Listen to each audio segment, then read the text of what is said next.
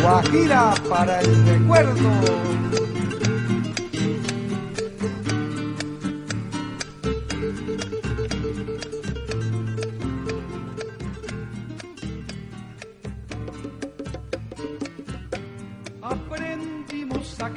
Revolución cubana y crisis de los misiles. Cuba, la perla de las Antillas, isla más grande y rica de las islas del Caribe, de clima caluroso y economía basada en el cultivo de caña de azúcar, siendo la segunda del globo en su producción de esta, y su famoso tabaco de las feraces vegas de Pinar del Río. Un país de latifundios, ya que el 60% del azúcar cubana era adquirida antes de 1960 por los Estados Unidos, potencia protectora de Cuba. Sufría grandes oscilaciones de acuerdo no con el consumo, sino con los intereses del país comprador.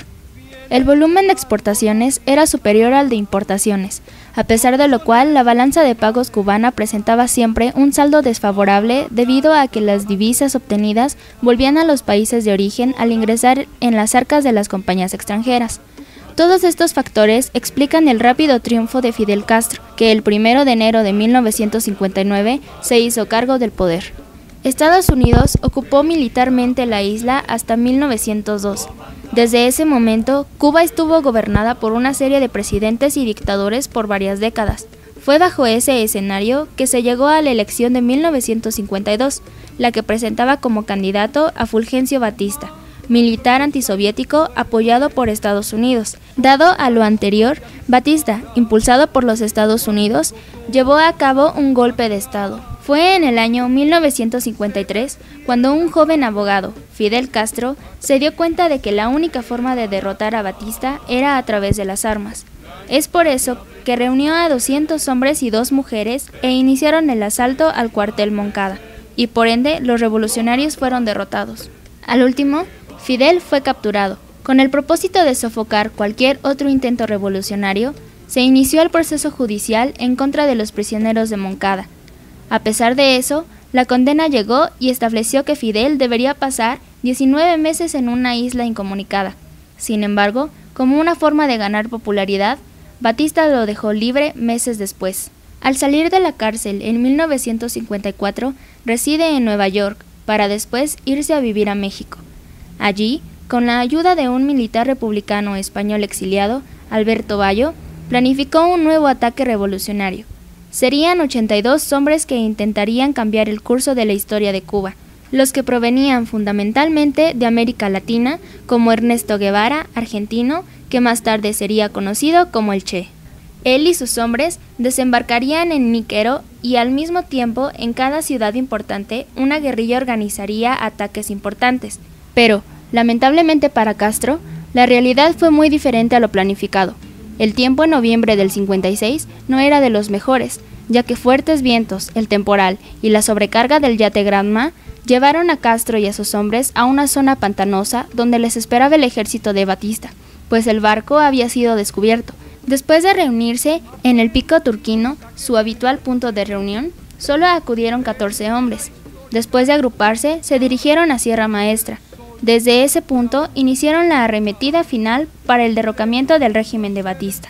Fue en ese momento en que Castro entendió que para poder tener apoyo popular para su proyecto era necesario explicarlo.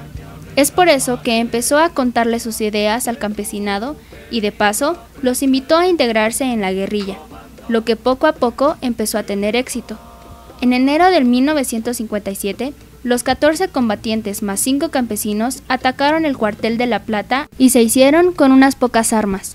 Todo parecía estar perfecto para Castro, mas unos puntos impedían cantar victoria total: la oposición de los comunistas a la violencia de Castro, lo que era un impedimento para que estallara la revuelta, y la huelga general convocada no tuvo éxito, ya que Batista se compró a los sindicatos.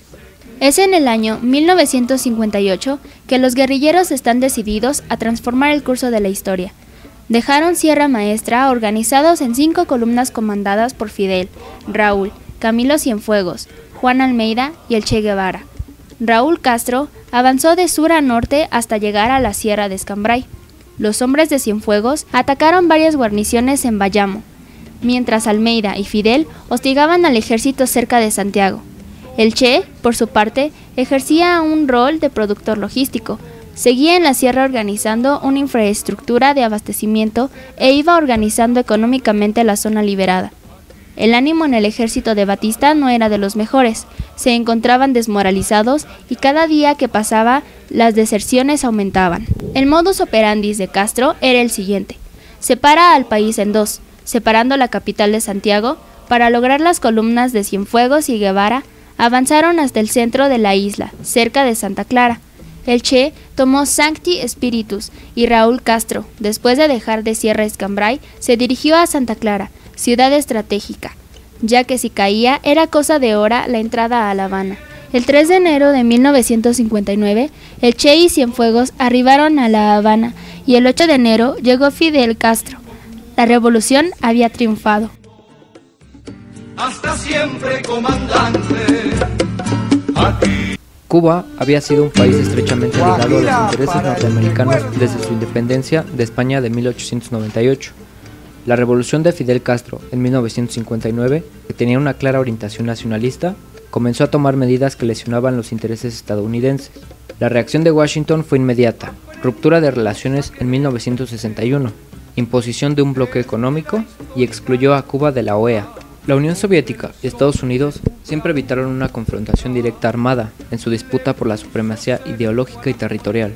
Sin embargo, durante 2 tensas semanas de 1962, las superpotencias se enfrentaron cara a cara y casi provocaron una guerra nuclear. Para entonces, la Revolución cubana había dejado de ser un proceso impulsado por sectores democráticos contra la dictadura de Fulgencio Batista, para convertirse en la coartada con la que la URSS establecía una base de operaciones militares y de inteligencia en el corazón del occidente. Este paso agudizó los conflictos entre las superpotencias. Las alternativas para reaccionar ante la provocación soviética eran esencialmente dos: el bloqueo de Cuba o el ataque inmediato. Ante tales alternativas, Kennedy terminó inclinándose hacia el bloqueo naval de Cuba. Se tenía presente la posibilidad de que un ataque frontal a Cuba podía instar a los soviéticos a atacar Berlín. Kennedy sostuvo ante el Consejo de Seguridad Nacional: si atacáramos Cuba, estaríamos dándoles un buen pretexto para tomar Berlín. Nos juzgarían como responsables de la pérdida de Berlín. Nuestros aliados no nos apoyarían. Cuba no les importaba. Es el 16 de octubre de 1962 cuando los aviones espías norteamericanos U-2 le presentaron al presidente John F. Kennedy fotografías y, por si fuera poco, la presencia de tropas soviéticas, por lo que fue identificado como las obras de construcción de emplazamiento de misiles de mediano alcance en Cuba. Kennedy anunció el descubrimiento de las instalaciones y declaró que cualquier ataque desde Cuba sería considerado como un ataque de la Unión Soviética y que sería respondido de manera contundente. Kennedy toma una medida de gran dureza. Establece una cuarentena defensiva, es decir, un bloqueo de la isla, desplegando unidades navales y aviones de combate en torno a Cuba. Si los navíos soviéticos intentaran forzar el bloqueo, el conflicto armado entre las dos superpotencias estaba servido. Durante la crisis, las dos partes intercambiaron muchas cartas y otros comunicados oficiales de tipo formal e informal.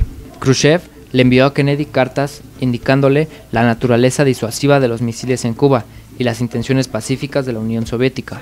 El 26 de octubre, Khrushchev le envió a Kennedy una larga pero vaga carta aparentemente proponiendo que las instalaciones de los misiles serían desmanteladas y el personal militar especializado retirado a cambio de que Estados Unidos garantizara que no invadiría Cuba ni permitiría que sus protegidos lo hicieran.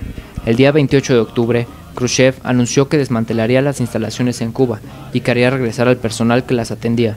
El mes siguiente, la URSS desmonta y repatria su material bélico ofensivo y Estados Unidos de América levanta el bloqueo. El final de la crisis constituyó un paso de avance hacia el fin de la Guerra Fría. Sin embargo, para el gobierno de Cuba resultó un hecho frustrante, pues no tuvo en cuenta sus condiciones para la retirada de los cohetes ni se incluyó a Castro como firmante del pacto. Por un tiempo, las relaciones de La Habana y Moscú se agriaron a causa de esa exclusión. Fidel Castro no solo le dio un frío recibimiento a Anastas Mikoyan, encargado de Relaciones Exteriores de la URSS, sino que respondió a la política soviética de distensión con la incentivación de grupos armados en toda América Latina y en diversos países de África. El pacto Kennedy-Khrushchev tampoco resultó muy bien recibido, pues aquel acuerdo se interpretó como la entrega oficial de Cuba al imperialismo soviético.